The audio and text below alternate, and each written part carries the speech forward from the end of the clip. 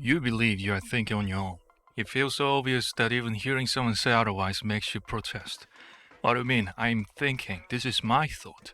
To even be asked such a thing feels uncomfortable, maybe even offensive. But remember, A is B, therefore B is A. This was declared long ago and then dismissed as first.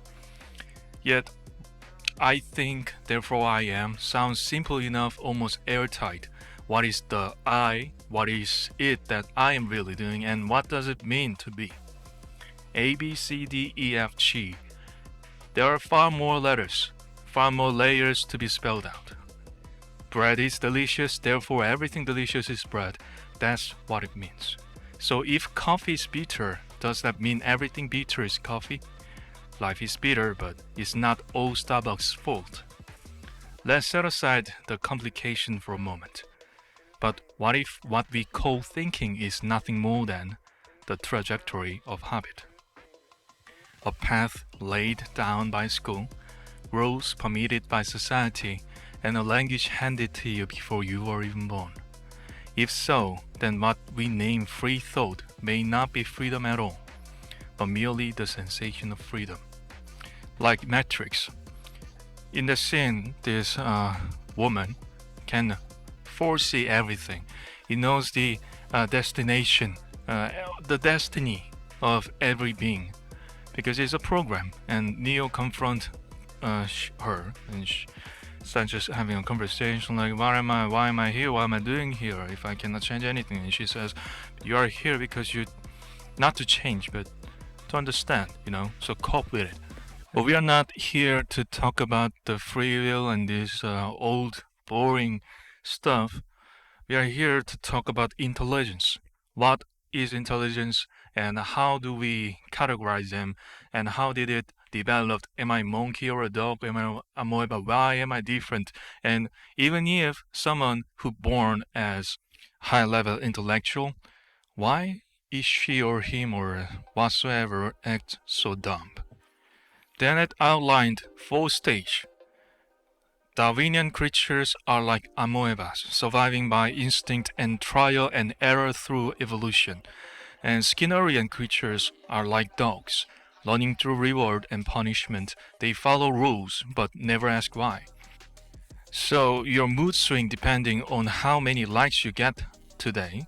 For humans, the bone isn't literal, it's the heart icon. Well, joke aside, Popperian creatures are like monkeys, able to simulate inside the mind first. They test mistakes in thought before committing them in action. But how often do we simulate by saying, "Hey, it will be fine," and then opening our wallet? Simulation fails and the proof comes as the credit card bill. That's still pauper territory. Maybe I'm the monkey after all. Gregorian creatures, however, are like humans, inventing tools such as language, mathematics, writing, amplifiers, intelligence itself. Those intelligence moved from reflex to habit to reflection to emergence. We are Gregorian beings. Even if you follow your pride and likes and heart and I open up my wallet, still we are. And now we live alongside a new delegate artificial intelligence, another voice that gathers informations, critiques, and expands, a world that returns to us individually and independently. But honestly, aren't Reels and Shorts recommendation algorithms sharper than us? Your brain might just be, and my brain might just be downgraded version of Netflix. And yet, even at its highest stage, intelligence tends to close back in on itself. Why does it seek to close? How could it ever open? These are questions we must uncover for ourselves. But still, I will describe the categories of closure, the forms it takes, as clearly and as simply as I can. Okay, first is the homo clausus, a single current. It goes, why do humans retreat into themselves? Philosophy has been circling this question for centuries. Descartes says, I think, therefore I am, doubting everything external and leaving only his inner thought as certainty. Kant called the condition of human knowledge the transcendental self. The world could only ever be reached through the framework this self provided. Thus, within philosophy, the self was gradually pushed inward, valued more for its inner certainty than its outer connections. Nietzsche, however, saw this self as an illusion. He argued that inner truth was nothing more than a story woven out of fear and power. Philosophy, then, built the self into a locked chamber, while also revealing that its words might be nothing but a mirage. Yeah, right. They thought whatever they wanted, scribbled however they liked, and called it truth. Anyway, the sociologist Norbert Elias added a social picture to this philosophical stream. He emphasized that throughout the civilizing process, humans had always lived in webs of relationship. Yes, very. Who doesn't know that, right? In the Middle Ages, humans were entangled as a serf and lords, church and believers, but after the Renaissance, that's the point. As individualism grew stronger, humans began to imagine themselves as isolated units cut off from the outside, and somehow we ended up in the modern era. Yes, you're right. Before the Renaissance, people were more connected. They are like bees or ants, like Lord. Than now, we evolved. Congrats. Anyways, Elias called this imagination homoklausis, the closed self. He warned humans have always lived in entanglements, yet modernity erased those ties and began to picture the self as a solitary, isolated being. So basically, it's just hearing your own voice in a room.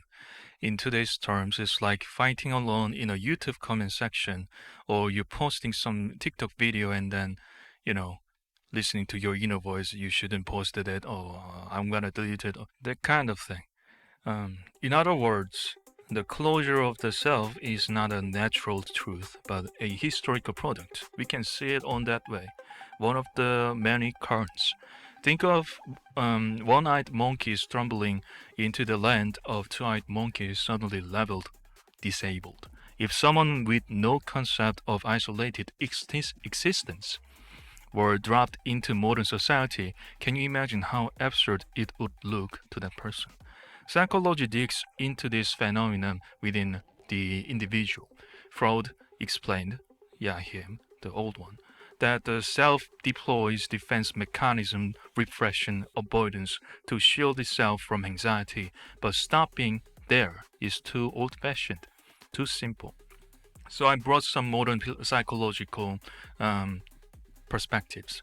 Developmental psychology, attachment theory. It says a child with insecure bonds learns to see others' responses as threats. As an adult, they still fear the gaze of others.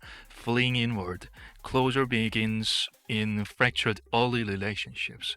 And there is motivational psychology, which is a self-determination theory, argues humans need autonomy, relatedness, competence. When relatedness fails, the thought I am alone intensifies, pushing the self towards closure. Closure is the byproduct of unmet needs. And there is cognitive psychology. Confirmation bias closes the self by filtering out only what it already believes. Cognitive dissonance drives the self inward when it cannot bear contradiction. Closure is the brain's craving for stability. And in neuroscience, social isolation, hyperactive, the amygdala, exaggerating threats while weakening the prefrontal cortex. It's so hard to spell out. Regulation. So defensive avoidance overrides rational thought. Closure is the rewiring of neural circuits. Clinical psychology. We all know PTSD. External stimuli are experienced as overwhelming threats, In avoidance personality disorder, people sever ties and retreat entirely inward. Closure is most visible when it becomes pathological. At this point, the human resembles less a person and more a frozen Windows error box. Nothing responding, clicking close even doesn't working. Yeah, I've been there too. We all been there. I wish if you didn't or haven't, good job. So psychology insists closure isn't laziness nor a mere choice. It is a biological, neural, and developmental strategy to dodge anxiety to preserve stability. If the self really exists, only if the self really exists, then, as earlier philosophy suggests, we might look to natural science for a metaphor. A cell has a boundary with the outside. If completely closed, it dies. If completely open, it means it died. Ecosystems collapse when cycles are cut off. In physics, a closed system eventually decays under entropy. Of course, one might ask, why drag scientific concepts into philosophy? I admit, but I'm not only speaking about the philosophy, when it's a stretch, so shut the but you too are a product of nature. Theology has long spoken of the self's isolation in its own way. On the one hand, human must stand alone before God, before sin and judgment. One is an isolated individual. On the other hand, salvation is communal. It only takes shape within the network of church and faith. Since modernity, the individual's inner spontaneity has been emphasized over community. Humans came to stand before God as closed selves. But the isolation is fragile. Faith without connection risks collapsing into nothing but a self-assurance. Religion today are collapsing, and with them families are bound only by community labels. The self has been hollowed out. This is a major reason why the religions in this modern society is pretty. Yeah.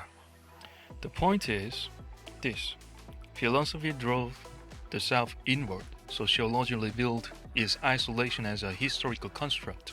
Psychology exposed it as a strategy of anxiety and neural defense. And there was natural science, theology. Theology warned that the closed self risked even being served from God. All this path coverage, the concept of the closed self presupposes the very idea of self. All this closed self built on the logic that separates me from you and from the world. It is not merely a psychological condition, but a complex structure spanning philosophy, history, psychology, science, and theology. And there will be many more like this. I explain as we go. Well, if you're bored, go for it. Just kidding, relax honestly. None of it matters that much. Or is it? Building your own body through workouts matters less than building your mind. And if the elite up there hold education and well-crafted economic systems, then strengthening the inner power to distinguish truth from illusion matters even more. Anyways, we're gonna check out about the dogmatic man. Why does he stop asking questions to himself? Is dog man, dogmatic man, dog man, yeah? In philosophy, dogma has a different meanings, but anyways, you do not need to know about it.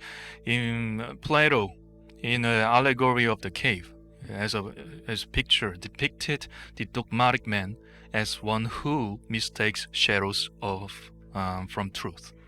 Descartes tries to escape dogma by doubting everything, yet ended up erecting new certainties, gotten mathematical order. Kant, however, declared, enlightenment is the emergence from self-incurred immaturity. But in defining the limits of reason, he erected yet another dogma. Nietzsche was more blunt. Dogma, he said, is a dead truth that strangles life. The dogmatic man is the one who has lost his conscience. Think of it this way, like an Apple manual with a giant "Do not Google" sticker slapped on it. The dogmatic man, one who abandons why. He doesn't long for truth, he longs for safe answers, safe haven. Of course, whether truth actually exists is debatable. Individually, maybe yes, maybe no, but most people treat it as if it's a given fact. The dogmatic man, then, is not chasing truth, but clinging to certainty. Even the habit of Googling your symptoms and spiraling into panic counts is the same mechanism, only the weight and direction of the emotions differ. Sociology explains dogma on the collective level. Durkheim argued that religious beliefs serve to bind society together. Dogma isn't just an individual conviction, it is the glue of social cohesion. Max Weber, analyzing rationalization, showed that when religious dogma collapsed, humans imprisoned themselves in a new dogma, rationality itself. Through Elias's eyes, dogma becomes the social weapon that isolated self uses to shield itself. So in sociology, dogma is the collective shield that reassures anxious individuals. Psychology exposes the dogmatic man more directly. In developmental psychology, children internalize authority figures' answers as they grow. Their parents' or teachers' certainty is equated with safety. Cognitive psychology, confirmation bias is the beating heart of dogma. People accept only what matches their beliefs, rejecting everything else. Just thinking about it brings me PTSD, I'm sorry. Social psychology, Ash's conformity experiments showed that under group pressure, people abandon their own judgment and accept the majority answers. Clinical psychology, the more anxious a person is, the more they shrink from complexity and seek refuge in simple certainties. Psychology interprets the dogmatic man as the brain's cost serving, saving shortcut against fear. Theology sees dogma as a double-edged sword. The early church fathers called dogma the fence that protects scattered faith. But after the Reformation, dogma became a symbol of oppression.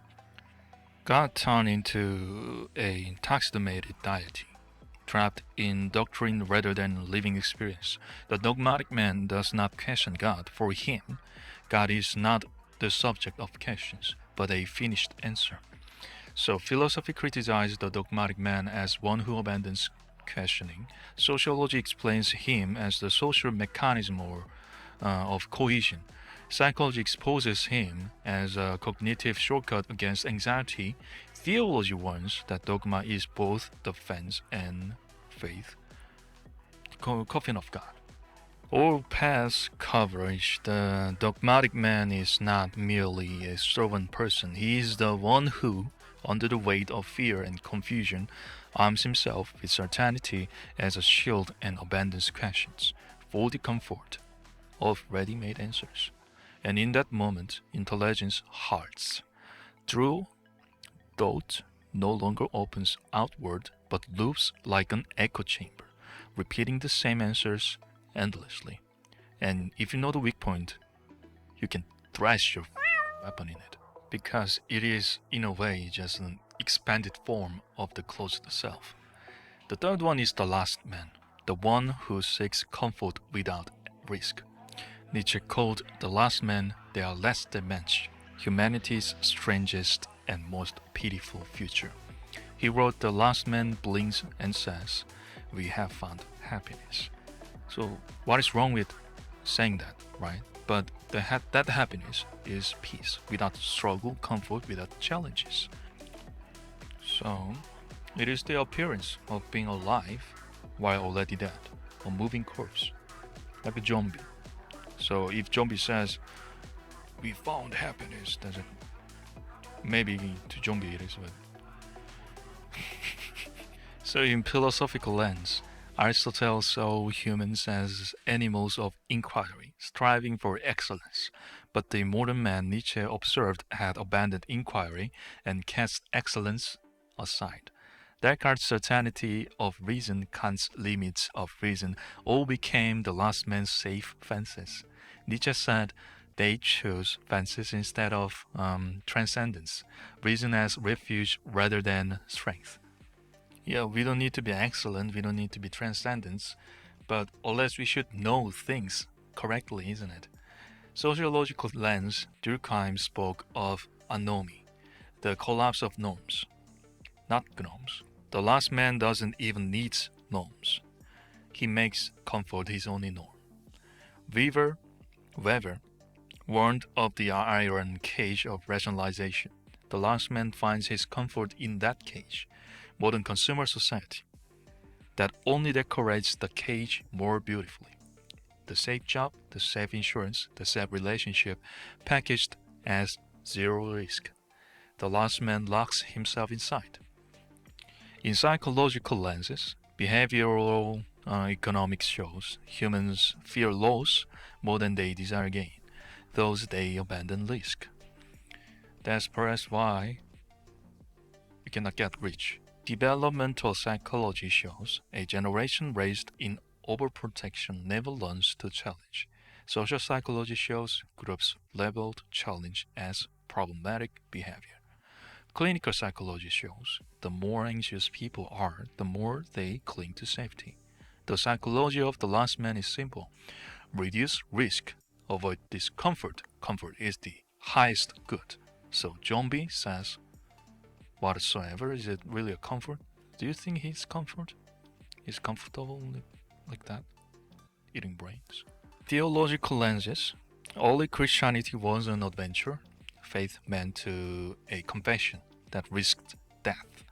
But institutional religion perfected the faith of the last man.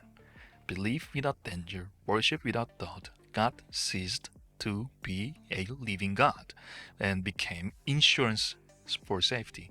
So the church is the insurance and the pastor is the agent and God is the CEO. In real time it's not like that, but in modern era. When Nietzsche declared God is dead, what he saw was precisely the God of the last man. Synthesis. Philosophy called him the one who abandoned inquiry. Sociology described him as the man lying within the iron cage. Psychology revealed him as the instinct to erase risk. Theology saw him as the one who turned even God into insurance. The last man says, we have found happiness. Honestly, isn't it like waiting for the next Netflix release? As long as the next season keeps coming, life is safely extended. The last man is not lazy. He's cozy. He's the one who bows before the final dogma, comfort. He longs for happiness without risk, reducing his life to calculations without adventure. His intelligence hulks. The will to surpass vanishes. What remains is only to be alive, yet already dead, knows nothing more than that. We're living in a fishbowl. The automaton reflects without reflection. Erich Fromm, describing modern freedom, argued that many humans live essentially as automatons. The automaton believes it chooses freely, but in reality, it is a machine moving in response to signals. It is not an autonomous being, but a sophisticated remote control reacting to conditioned stimuli. So you press the button, you give that remote to the CEO, or your manager or something. Philosophical lens, Plato long ago warned against becoming slaves of habits. Aristotle said, virtue is the habit, but a habit without reflection produces nothing more than automation. Heidegger called modern man das Man. He believes he chooses, yet in truth he merely imitates what others do. The automaton is the modern name of the man, das Man. Sociological lens, Durkheim argued that social norms unconsciously determine individual behavior. Baudrillard went further, claiming that advertising the signs manipulate our desires auto- automatically. Today, social media algorithms make this blatant. The notification pings, your finger moves flexibly to unlock the screen, and you call it my choice. The automaton loves, rages, and consumes according to social signal. When a notification pops up and you open it instantly, that's not your choice. That's just their come ringing a bell. Except now it's your Apple Watch buzzing on your wrist. You know what I mean? Consumptions, not production, but consumptions. You wait all week for Friday, only to feel drained once the weekend a reward or a punishment if there is a Monday. Psychological lens. Behaviorist psychology laid the foundation for the automaton, just as Pavlov's dog salivated at the sound of the bell.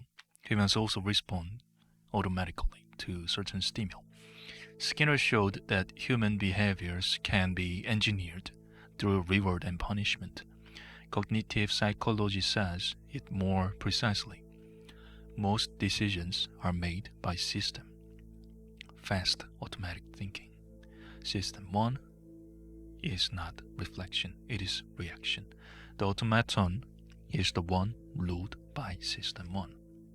That's sometimes you, sometimes me, sometimes us.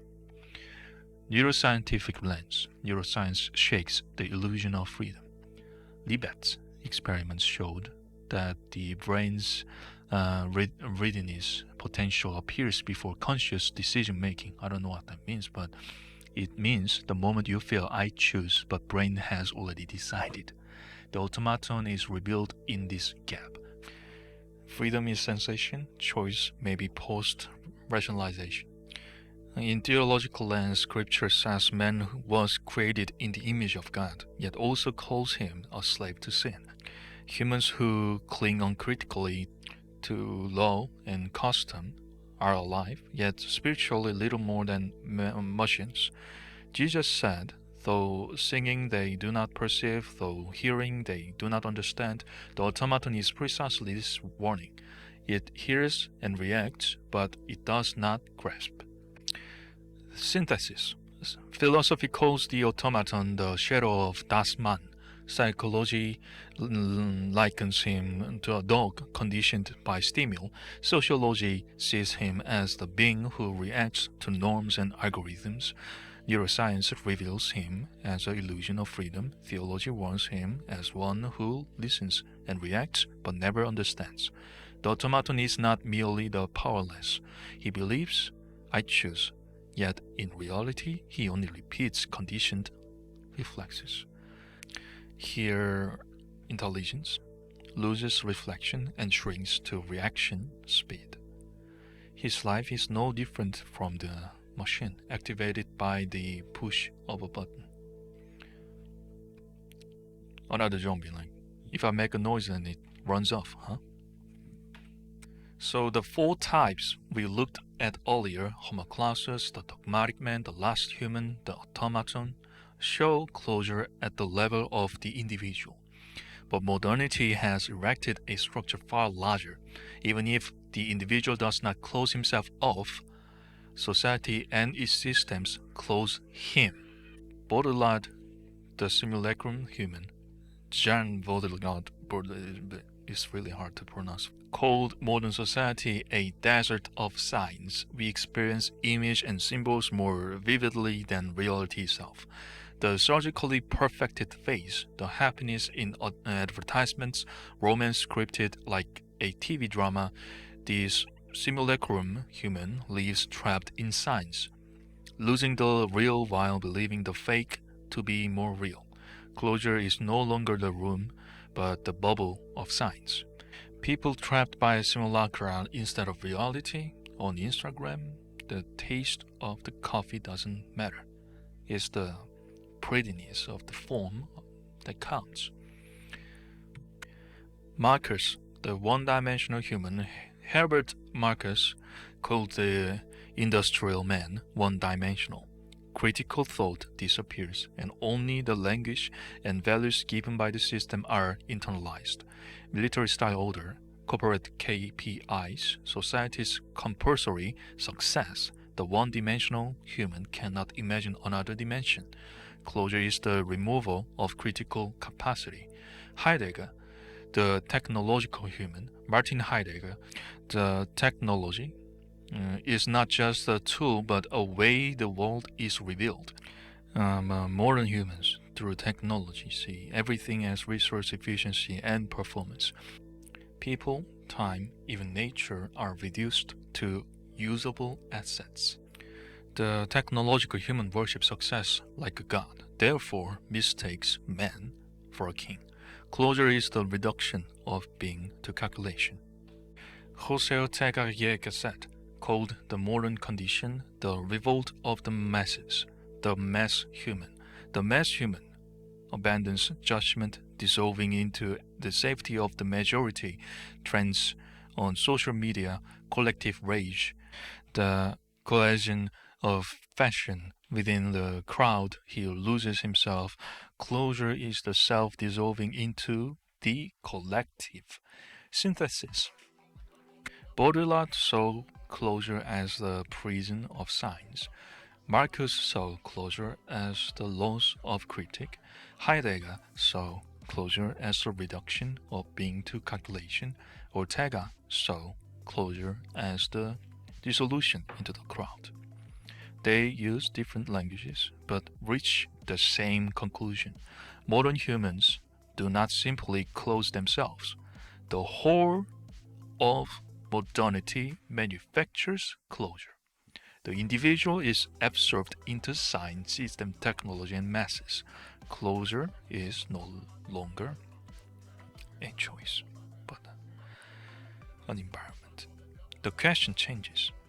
Not do you seek closure, but in a world where closure is imposed, how will you create cracks so you can actually be free for real? Don't you want to break it? That's why you watch Fight Club, why you crave explosive dramas and films. Catharsis. So let me ask you, where does your intelligence stand? Inside of the sealed room, inside the bubble of comfort, or twitching with reflexes as signals? In a world where closure is enforced, how will you make a fracture?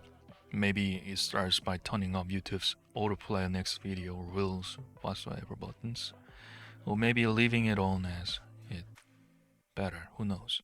The point is this way of living is already messed up. And honestly, well, I honestly enjoy some time too still, but even in closure, a small draft of wind seeps through the cracks. That is the proof you are still alive. Intelligence can trap you, but it also whispers you beyond. No need for grand declaration. I would just leave this here. Only by peeling back its surface do we see the hollow inside. Only by digging deep do we discover how thin and fragile the knowledge built on it really is. And only then do we begin to ask when, by whom, and for what purpose was this illusion made. By the time the question is spoken, it is already half broken. And I'm here to break it with you, because you deserve better.